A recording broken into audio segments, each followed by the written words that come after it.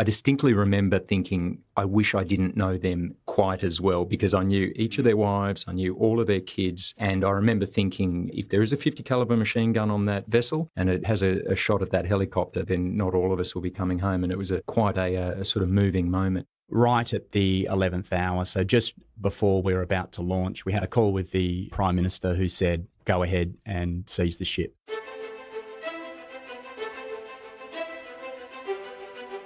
Welcome to the podcast where we track down Australian war veterans, have a chat with them, and hear their stories. I'm Alex Lloyd, and this is Life on the Line. The single greatest sacrifice I've made is my family. There were a couple of public beheadings. In order to kill, you've got to be a little bit angry. Not psychotic, but just angry. We could look down Frankfurt and see it on fire. Stuff blowing up everywhere. There will be no surrender. And then they had to fight an enemy in amongst women and children in those buildings. I could never not go back. They were my friends and they felt like family. She did say, you've changed. A soldier put everything on the line to help one of our blokes. Ben Pronk and Tim Curtis are two former officers of the Special Air Service Regiment, now in Civvy Street. They're armed with MBAs. I will, hopefully, get them back on the podcast to share their full stories of service. But today is my joint conversation with them about lessons of command and leadership they took from their time in the SASR and how they're applying those to their work and lives today.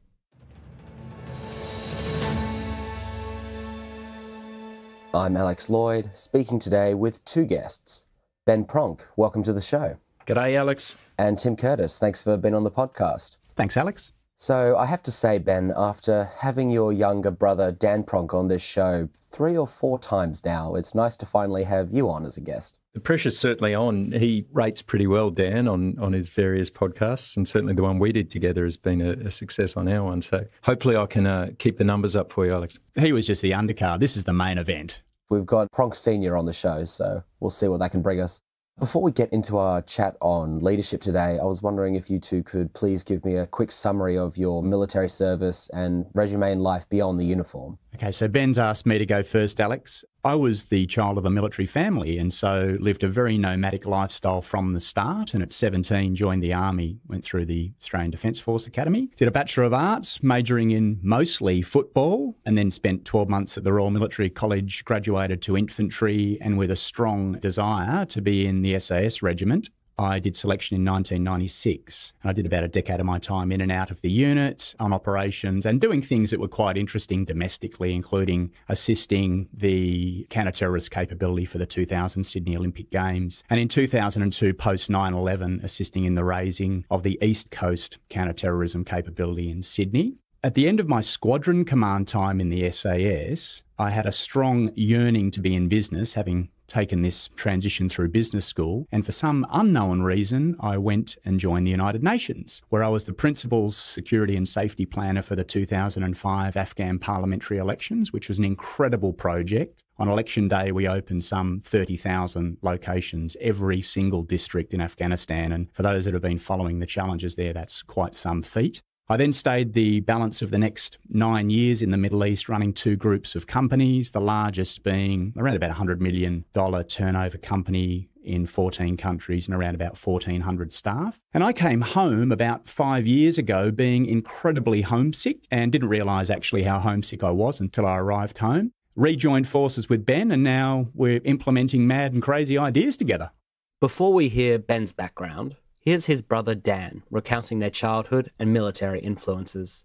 This clip is from Dan's interview with Sharon Maskell-Dare in Season 2, Number 31, Dr. Dan Pronk, Volume 1. So tell us first of all a bit about your childhood and how your journey into the military first came about. I guess going back to my childhood, the Army particularly was very familiar to me. My father had been a military helicopter pilot, and so from an early age that we were exposed to Army, particularly aviation, lots of time spent out on base at air shows and open days and those sort of things. And that was back in the days where you could get out and go for, the families were invited to go up in the aircraft and go out, and they'd set up and we'd go out and we'd shoot blank in M60s and travel around in armoured vehicles. And so I guess guess from a very early age, both my brother and I had that military exposure. It was very familiar to us. It was demystified, if you like. We knew to a degree from that perspective what it was all about. So we grew up with it. We grew up in an army household. Of course, we moved regularly as a result of that, and I guess that was to a degree formative in our ability to, my brother and I, to be able to uproot and plug into different schools and build a new support community, which so I suppose from a childhood,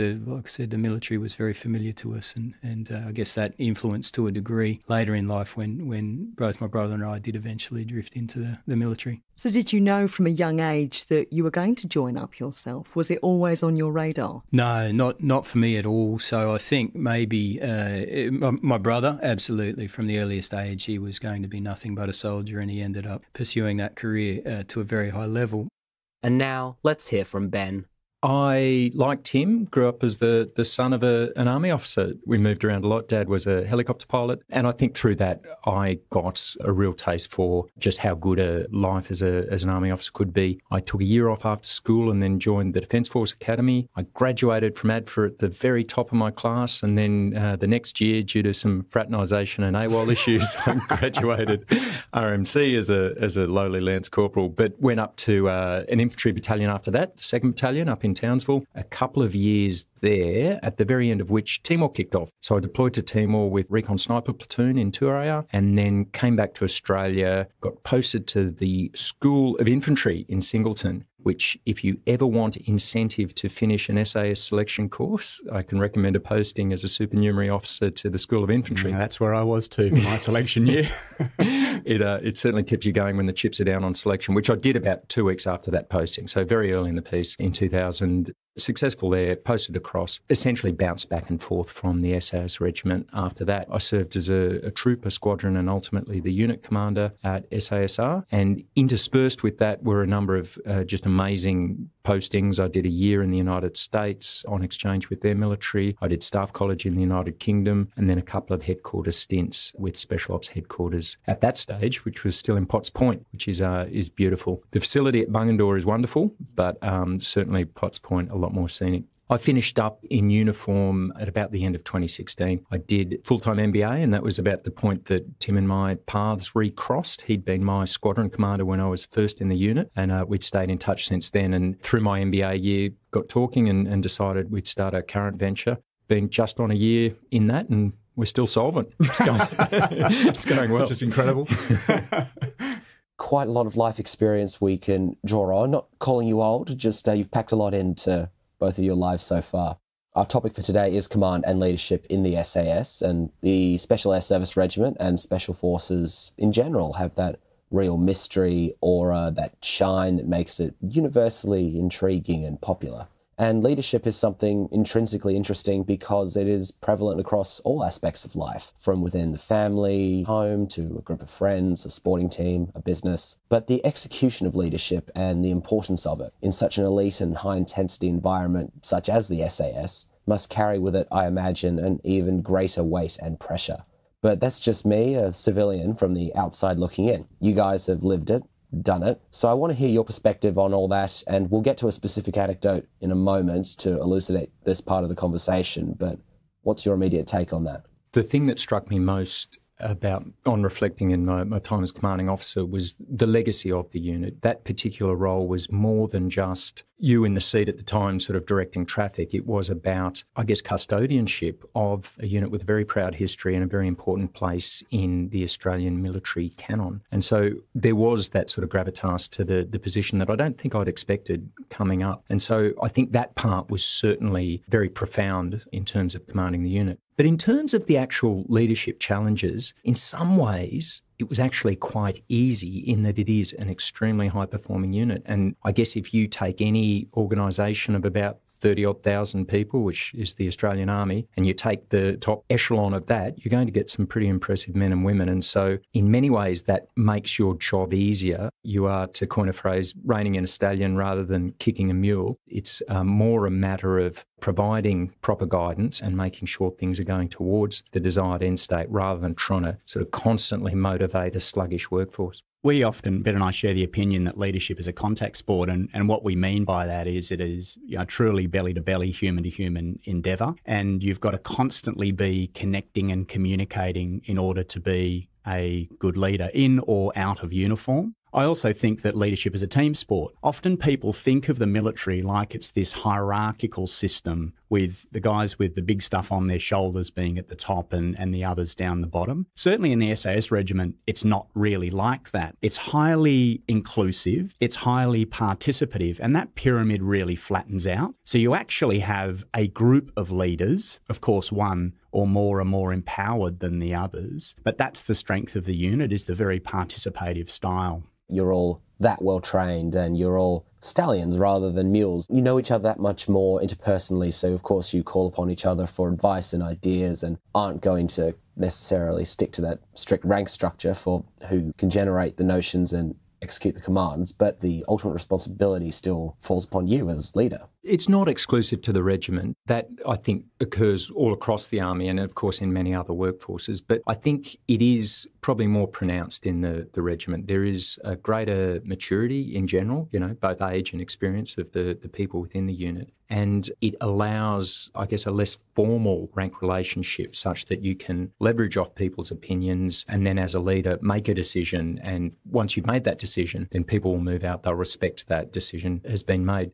It, of course, doesn't always work exactly that way. And please, while I think Special Forces around the world love the mystique that surrounds them and this sort of aura of invincibility, it's just like any other workforce, albeit with a slightly higher calibre individual in the ranks. There are still stuff-ups, there are still errors of judgment, there are still mistakes made. It's certainly not any kind of superhuman endeavour. I think the other thing is that the unit encourages that inclusive culture. You probably wouldn't be considered a good leader in the unit if you didn't have that participative style. And so that, we've talked again previously about this, but that very much strengthens the plans. Some of the challenges are really due to the dynamism, the creative thought and the independence of a lot of the unit members. And I remember being a squadron commander, we had, outside of my office, regularly were guys that were troopers, they're the most junior rank, who had great ideas and they wanted their idea to be heard. So that's always one of the unique style of challenges in a high-performance team,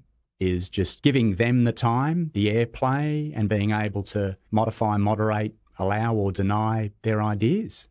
Let's apply these principles, which you guys have talked about in more detail in your podcast, and we'll get back to that later, but I want to apply these principles as we've briefly canvassed now to a specific incident, and we talked ahead about discussing the Pong Su. Yeah, that's right. So back in 2003, a very young Ben Pronk and a slightly older Tim Curtis actually served in the same squadron in the SAS. When I was a squadron commander, Ben was my troop commander. And heading into Easter 2003, we were just completing some administration and sitting in the conference room down in the recovery squadron, or the counter-terrorism squadron, when the phone started ringing. And we were called up to regimental headquarters, and the commanding officer at the time gave us a brief that nearly genuinely went something like this. Tim, a North Korean drug ship has just set a load of drugs ashore at Lorne, and a dead body has been washed up on shore wrapped in kelp. You have to prepare to go and board and seize the ship. That was the intelligence that we had.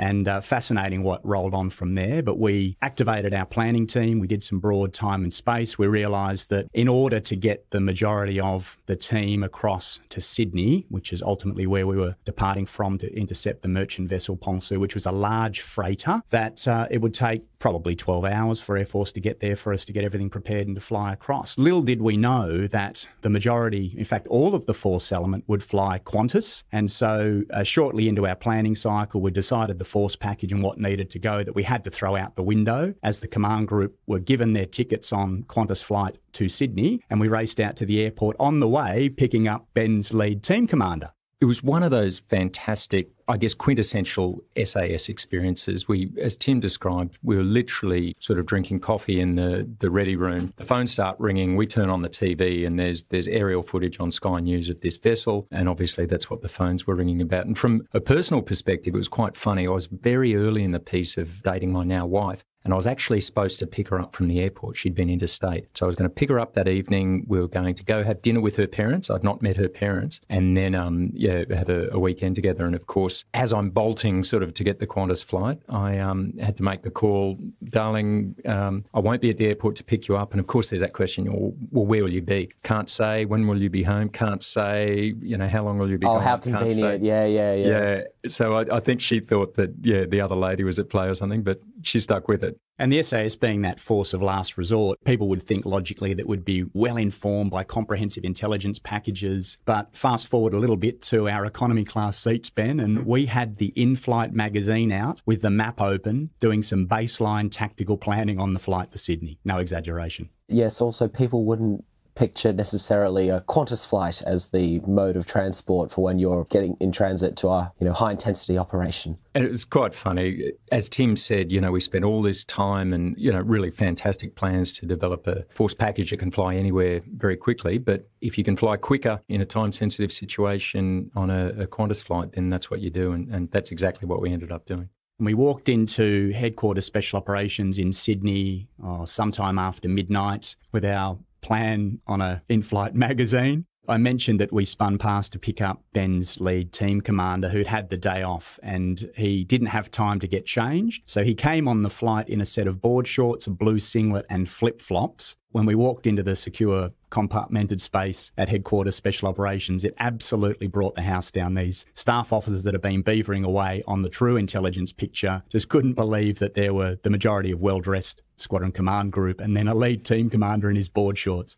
So the rest of the squadron also came over on a later Qantas flight and we joined HMAS Stewart, so one of the Royal Australian Navy frigates on Operation Sorbet. Now, the interesting thing about Operation Sorbet, and whilst it has been pinned up by many as a classic operation, it was truly interdepartmental. There were two state police forces, the Tasmanian and the New South Wales Police Force, the Federal Police, Coast Watch, a range of intelligence agencies, Navy, of course, Army, and also Special Operations inside this force package. The other interesting thing as we boarded the ship and looked at the Met forecast was the severity of the seas. We were going into Sea State 6, which was profound. And the Met, and as we did our planning, we didn't want to execute actually off the frigate. We wanted to execute off the mainland with a helicopter-heavy force that would fly directly to the Pong Su and seize and hold it. But that plan wasn't approved. And so we had to modify, and we ultimately came up with a force package that boarded the Stewart, complete with everything off that Qantas flight, weapons included, and set sea in Sea State 6.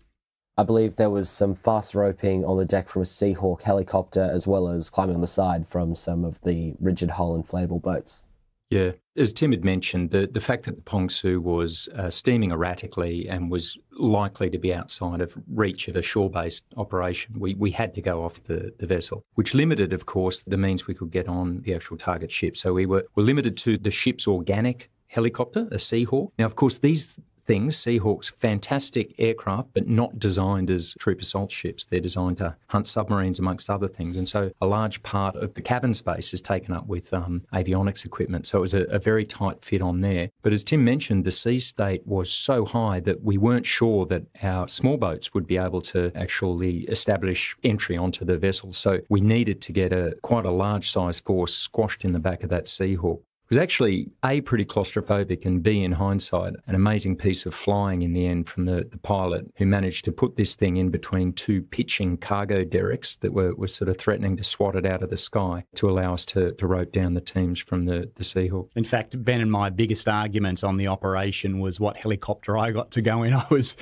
adamant it should be helicopter, lift number 1, and Ben was saying, no, you should be in the very last. And I think we settled. I got a cramped in seat in the second lift. So helicopter 2. I think I did it very respectfully. I certainly wanted Tim's guidance. I certainly wanted the command, but I much preferred to have a sniper in there instead of top tips from Tim on the lead helicopter. Well, classic learned insubordination. I said, Ben, I've got to be in the first aircraft. He said, no, you're not. You're absolutely not. And, talking about planning and the absence of information and just being able to work your way through that chaos and uncertainty right at the 11th hour. So just before we were about to launch, we had a call with the Prime Minister who said, go ahead and seize the ship. We got this last-minute piece of information, couple of pieces of information. I'll talk to one, Ben can talk to the other. The first bit was North Korean Special Operations Forces were likely to be on board. And for those that follow some of North Korea's GDP, they make a significant amount of their GDP through illicit drug trade. So we, at last minute, had to be prepared for that. In addition to that, they had, North Korean Special Operations on a previous episode up near Japan, had engaged the Japanese Coast Guard with a 50 caliber machine gun. So Ben's thoughts on putting a sniper in the helicopter was probably appropriate. So this was occurring just before we were about to launch. So we launched pretty much at first light. So the evening before, we're getting this intelligence, which seemed to indicate that it was going to be an opposed boarding. And I remember sitting in the galley with a number of the members of the assault force. And to your earlier point about it being a close-knit unit and knowing everyone very well, I distinctly remember thinking, I wish I didn't know them quite as well, because I knew each of their wives, I knew all of their kids, and I remember thinking, if there is a 50 caliber machine gun on that vessel and it has a shot at that helicopter, then not all of us will be coming home. And it was quite a sort of moving moment. The other thing that was quite interesting, part of the rationale behind the intelligence brief that was likely to be an opposed boarding was that some of the aerial imagery had identified a very high-tech antenna array at the rear of the superstructure on the Pong Su, and they figured it was some kind of electronic warfare or very sophisticated electronics, which led them to believe that this was a really state-sponsored and likely to be defended very vigorously.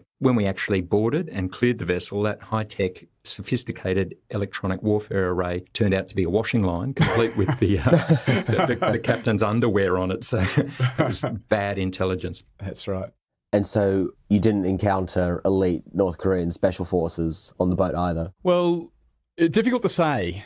A couple of interesting things did happen on the boat. Firstly, it was a grain carrier and it was empty. The second, if you do some reviews, that there was a significant amount of drugs that were kept on board. So that had to be facilitated by someone. And it was unlikely just to be facilitated by ship's crew. I don't think we're any clearer on whether North Korean Special Operations were on board. We do know that things were thrown over the side. Naturally, a frigate can't appear from nowhere. So when we closed with the Pong Su, that took quite a significant period of time. And then there were a range of protocols that we had to go through before we were authorised by the Prime Minister to board the vessel. The Navy ship steward had to make requests, heave to and lower a ladder. And we'd actually built all of that into the tactical plan. So this interdepartmental piece that I mentioned before and the integration of planning, we had asked them as part of these series of requests to the Pong Su to do things, to weave in things that were going to be advantageous to our tactical plan. One thing that we had decided upon is that we had to have both a helicopter assault force and a boat assault force. And for those that have ever seen a picture of the Pong Su, the freeboard, that is the distance between the surface of the water and the point by which you're going to climb over onto the ship, is significant, and the challenges to come from a small boat were profound. So we needed some tactical advantage. Now, as it transpired, the skipper of the Pong Su said he couldn't speak English, all the crew were asleep, and he didn't acquiesce to any of those demands. But we went ahead with that helicopter assault force, boat assault force, combined assault.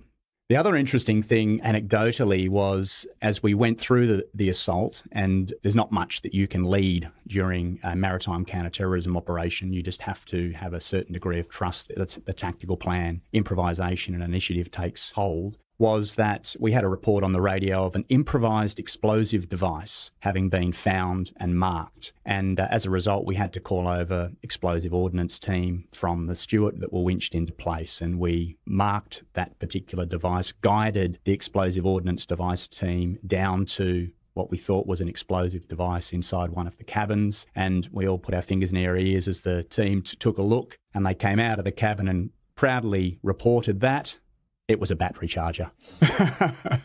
But actually, I did take a photograph because it looked precisely like the sort of thing that in training you would develop to simulate an explosive device.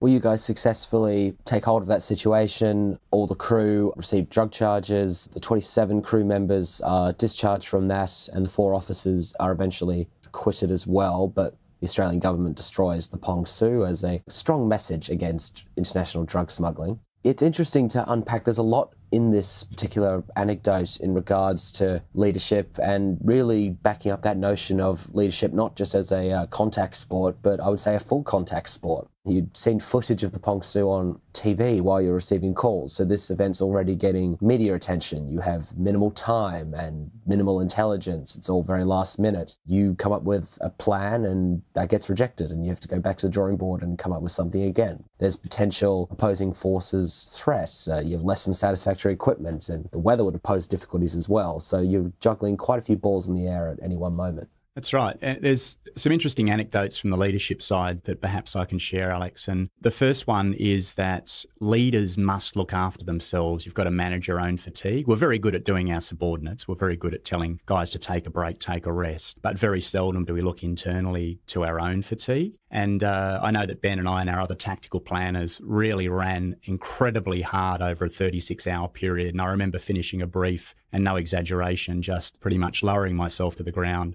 exactly where I'd finished the brief and sleeping for an hour. And I didn't manage my fatigue very well. When I actually roped onto the ship, I lost the superstructure just for a split second. I probably couldn't even put a time on it. But what had happened in the fast roping onto the deck is that I'd twisted, and I was expecting as I raised my weapon to see the superstructure and didn't see it. I wasn't looking towards the stern, I was looking towards the bow. And on reflection, I put that down to really bad fatigue management. I was overwhelmed, that whole situational awareness piece. Of course, the rest of the squadron were watching the OC rope on and charge up in the wrong direction once it hit the deck. I'm sure they didn't put it down to fatigue. They'd seen me in the killing house before.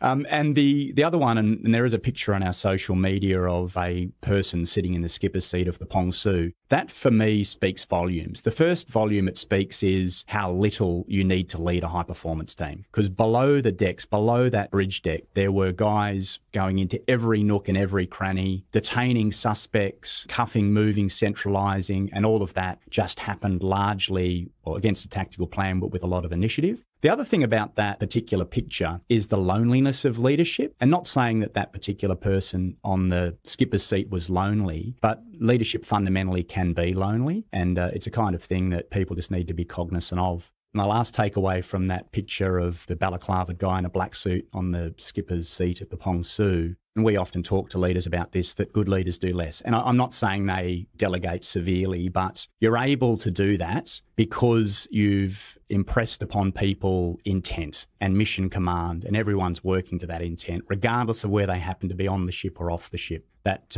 is an incredibly powerful thing for a leader. The big one for me, and I've banged on about this in our podcast, is this idea of complexity. I'd always thought that as a leader, you come up with this plan, you execute it, it all goes smoothly, you feel in control the whole time. But to your earlier comments, Alex, life is not like that. You know, things come up, there's always messiness and what Clausewitz had called frictions, and things like the weather, things like not having our own boats or, you know, the optimal number of helicopters. But, and this is one of the beautiful things about a force like the SAS, where there's no one else. It needs to get done, and it doesn't matter that you haven't got your optimal helicopters or that the weather's bad. You still need to roll something out. And so that ability to, in many ways, muddle through, just keep adapting to the situation, keep understanding what objective is, what the mission is, and keep working out how you're going to achieve that even when things start falling to bits, when things are suboptimal. That, to me, is one of the big leadership lessons I took away. It never felt clean. It rarely felt like we were in the driving seat. You know, we were very reactive to a number of the external forces, but ultimately we were able to put together a successful mission nevertheless.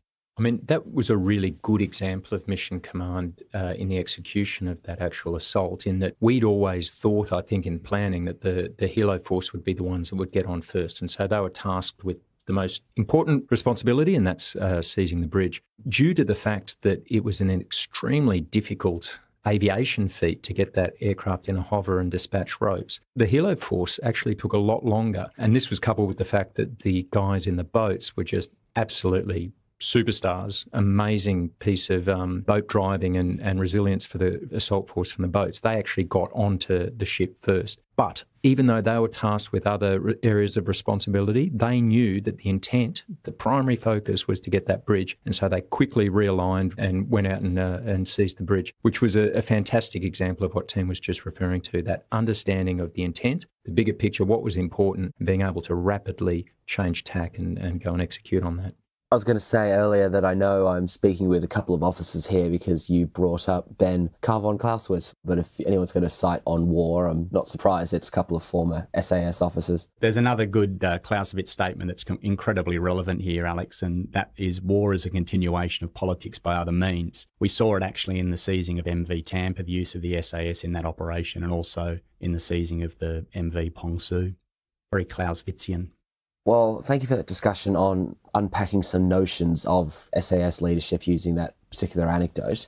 How have you found the nature of leadership and its burden change when you're commanding a team or troop in the SASR as opposed to leading anywhere else? Or does it not change? I think the principles are the same. The big difference, as I mentioned before, is who you're leading. And there's a sort of triangle model of leadership that talks about this interplay between the leader as an individual, the followers, and the situation. And I think all of those are going to have an impact. Certainly, even within the SAS regiment, it's a very different style of leadership that you might approach to a business as usual, day-to-day barracks kind of issue as you would in a gunfight in Afghanistan. And so there's always those nuanced differences with those two external factors, the followers and the situation. The one thing that I've found most profound about leaving the military is the military is fundamentally not a profit-making entity. There are obviously budget constraints and it's not an unlimited pool of resources. But most of what we do is training. Most of what the military does is preparation rather than actual operations. And so seeing in a business sense where money is so important in a lot of organisations, it provides a different nuance and I think adds a lot of added difficulties in a leadership respect that aren't found as much in the military.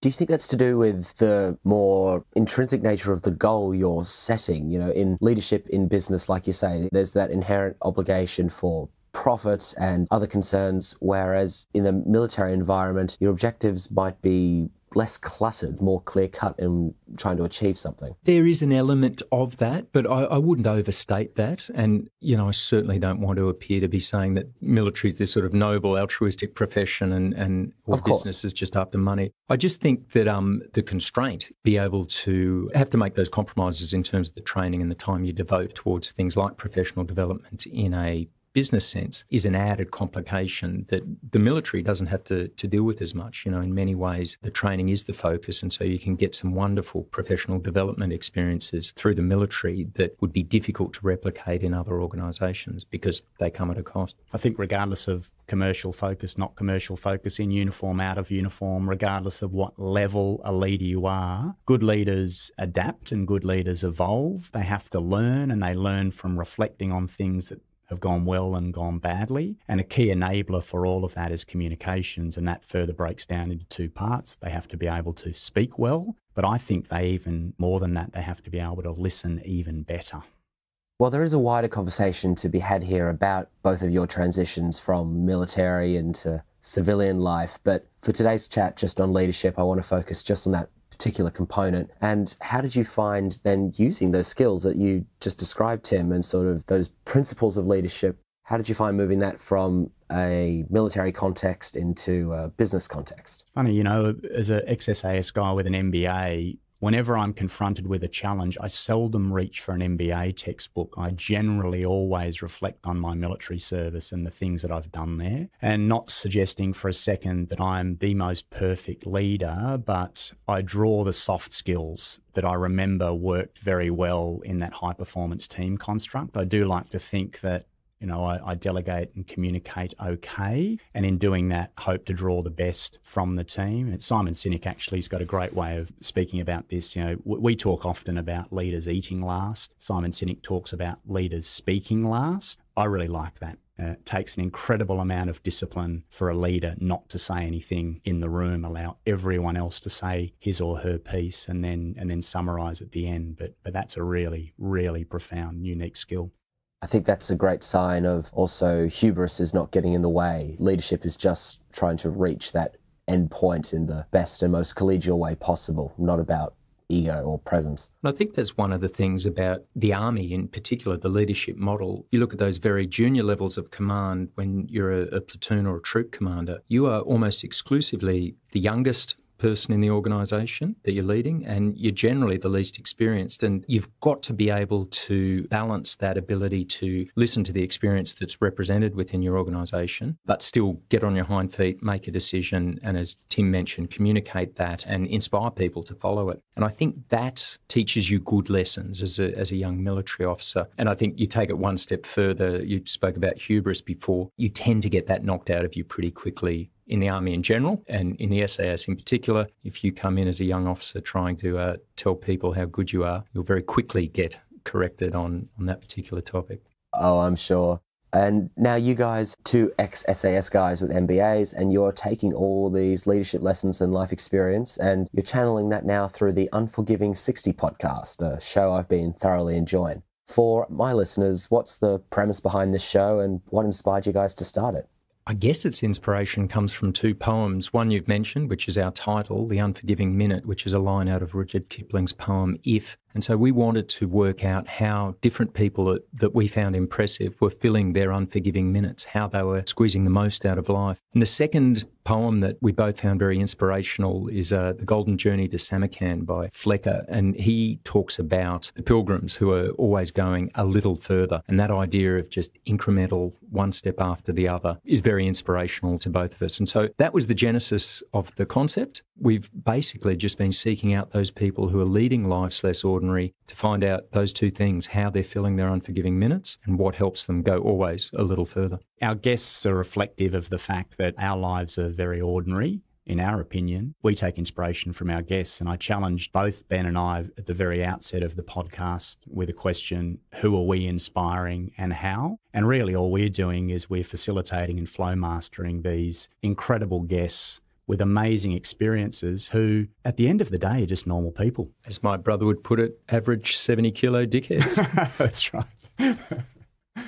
Someone like yourself or your brother Ben, if you regard yourselves as average 70 or 70-plus kilo dickheads, although that might be how you see yourselves, you've lived a career many will never even get close to. So I think there's something still insightful to take away from that, just purely how those unusual experiences or those shiny, cool experiences shaped a person and inform them in life going forward. Without a doubt. And I think that kind of vicarious learning, I look at some of the guests we've had on and hold them in an amazing amount of awe and esteem. We had a lady who's running a facility in Myanmar doing a lot of work on social good. I still don't understand how she does it, how she can continue to achieve such spectacular things. And so being able to hear her perspectives and trying to get some tips from her has been extremely insightful for myself personally and hopefully for people who are listening to the show as well. Where can people find you guys and the show on social media? So we're on all social media platforms. You just need to search Unforgiving 60. That's Unforgiving 60. We're also at www.unforgiving60.com. The show is on all of your favourite podcast channels. And you can get in touch with us directly at debrief@unforgiving60.com. Thank you, Ben and Tim, for this great conversation. Thank you very much. Thanks for having us, Alex.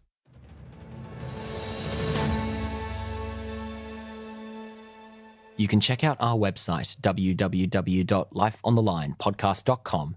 Email us at podcast@lifeonthelinepodcast.com. Like us on Facebook and Instagram at Life on the Line Podcast, and follow us on Twitter at LOTLPod. Life on the Line is brought to you by Thistle Productions. Artwork by Big Cat Design, music by Dan Van Werkhoven. Thanks for listening, and lest we forget,